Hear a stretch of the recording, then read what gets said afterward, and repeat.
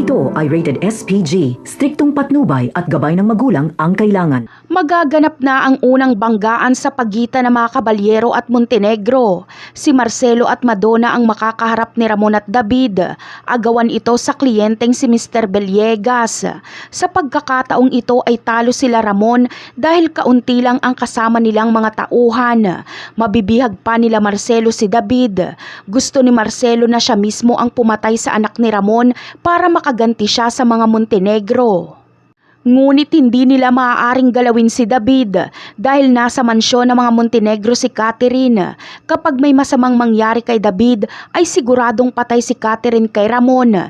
Kaya gagamitin na lang ni Senyor Facundo ang pagkakataong ito para makuha niya si Catherine. Tatawagan niya si Ramon at makikipagnegosasyon siya dito. Palit ulo ang gusto ni Facundo. Pakakawalan niya si David kapalit ni Catherine. Papayag dito si Ramon para wala ng ugnayan ang kanyang pamilya sa mga Caballero.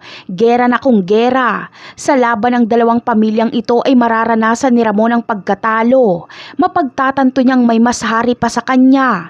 Hindi nga siya umubra kay Marcelo at Madonna, paano pa kaya kung sumali pa sa bakbakan nila sila Tanggol at Supremo? Sa mga pangyayaring ito ay wala sila tanggol dahil may lakad sila kasama si Divina para ibenta ang Star of Venus. Ngunit mapapalaban din sila dahil set up ang kanilang dadatnan.